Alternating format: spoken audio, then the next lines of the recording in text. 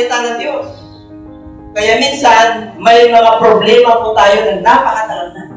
Pero pag nangusap ang Diyos at na-anoint yung preacher at binuksan ng Diyos yung iyong spiritual, yung matagal mo nang hinahanap ay bibigay ng Lord ng kanyang solusyon. Kahit na gaano kabigat, kahit na gaano kalawak, yung kasalanan mo, yung hindi maisuko na kasalanan man yan, isang iglap, kaya kang tapunin ng ating Panginoon. Mararamdaman po natin yung kalakasan, mararamdaman po natin yung healing power niya, mararamdaman natin yung deliverance, healing and salvation.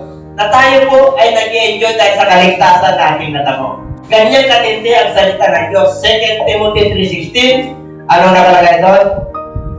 All scriptures is given by inspiration of God, and it is profitable for doctrine, for reproof, and for correction, that the man of God may be perfect. Sapagkat ang lahat ng tao ay nagkasala. Kung hindi ka mananalig kay Kristo, siya po yung nag-sanctify sa atin, siya po yung tumubos sa atin, siya po yung nagpatawad sa atin. Hindi mo magagawa yung good works na nasa Bible. Yung good works, pwede mong gawin na makasalanan. Pwede mong gawin yung good works, pero hindi yung lisensya para makapasok ka sa buhay na walang hanggan. Ang good works na tinutukoy po rito yung pananalig mo kay Kristo. Tayo po ay nanalig dahil sa pananampalataya natin kay Kristo. Dahil sa kanyang salita. Amen po? Kaya tayo po ay nandito. Tayo po ay gumagawa ng mabuti, hindi para maligtas. Gumagawa tayo ng mabuti dahil yun ang utos ng Diyos. Maraming tao na gumagawa ng mabuti, charity, okay, tumulong ka, walang problema. Pero tiyakin mo lang, natatanggapin ng Diyos yung kabutihan na ginawa mo. Sa mga sinabi po ng Ephesians 2:8, for by grace you are saved through faith, not of your own works, no one can boast. Hindi dahil sa mabuting gawa mo. Naligtas tayo dahil sa pananampalataya kayo.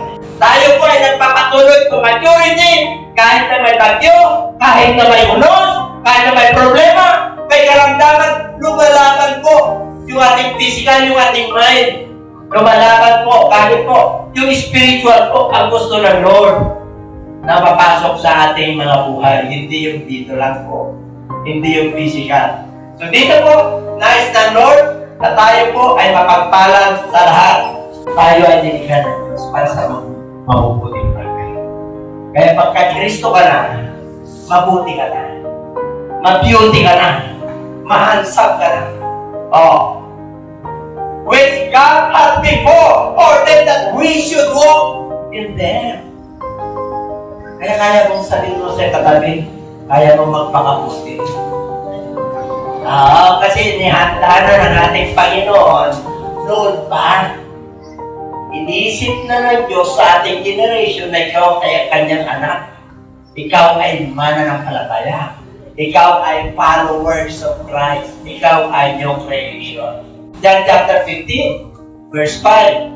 If you abide in my words, and if you abide in me, and my words abide in you, ask what you will, and it shall be done to you. Okay?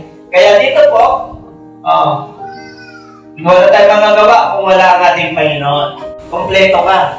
Kasi, bakit kompleto ka? Nananalig ka kay Kristo, nabaptize ka in Jesus' name, pinatawad ka na niya. Kaya may connection ka, may relation ka sa ating Diyos na buhay. Pag may Holy Spirit tayo, ni Kristo na pinadala ng Ama, at yung salita niya ay nananatili. Okay, sa Matthew 8:31, ay sa John 8:31, tingnan nyo, John 8:31, you are indeed my disciples. If you abide in me, you are indeed mine. We must continue. There are 5 hours to abide in Christ. Gusto yung malaman yung 5 hours?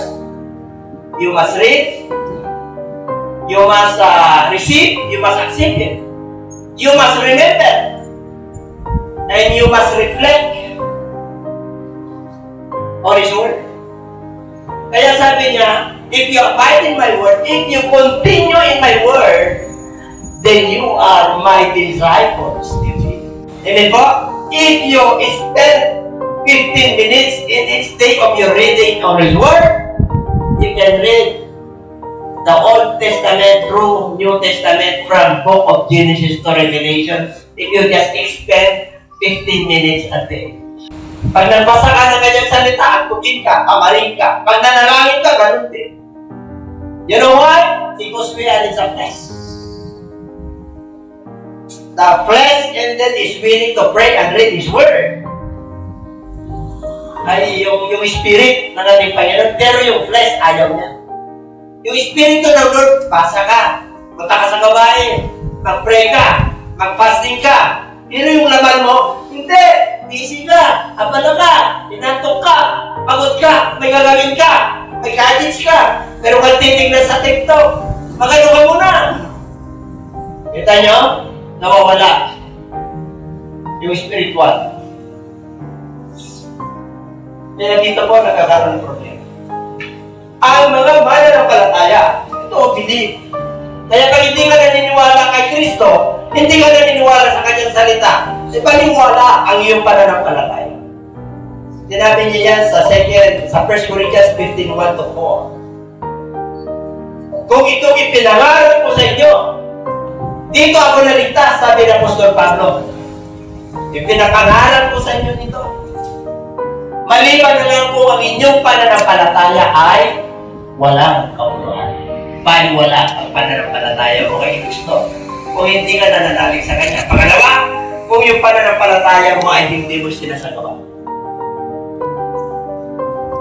Faith without work is dead. Hindi mo ko James. Kaya, abiding 3 things to consider. Number 1, para lagi tayong mananatili kay Kristo. Number 1, 3 things to consider. Number 1, I must accept its authority. Kailangan tanggapin ko ng kanyang salita. Yung authority? Pamamahala? Yung otoridad? Yung kapangyarihan ng Diyos? Kailangan tanggapin ko. Ito yung standard. Ito yung basihan ng aking buhay. This is the compass of my life. The counsel that I make decisions. Ito yung kailangan ko. Ito ang guiding principles ko. This is my list ko ng tinamin ito. The Word of God. Sa book of Psalms, ano sabi doon? I magnify His Word through His name. Yung salita niya at saka yung pangalan niya ay isa lamang po yun. Pag nagsalita ang Lord, no creation, in the beginning was God. Okay, nung nagsalita po siya, talagang makikita mo, nagbabago ang kapaligiran. Pag nagsalita ang Lord at nangusap sa inyo sa pamagitan ng kanyang Holy Spirit, mababago ka. Ang iyong pag-ugali, mababago mo. Ang Diyos lang makakapagbago sa iyo. Walang hindi makapagbago sa iyo. Ang Diyos lang, ang pagka-born again mo lang. Kasi may koneksyon ko sa Diyos. Pero kung ayaw mong tawag yung born again, ay, sorry, puntan mo sila ni Kristo unless, except, a man be born again, he cannot see the kingdom of God. Unless he is not born of water and the Spirit, he cannot see the kingdom of God. Or the other way around. Ang kabaliktad po yun, pero pareho lang.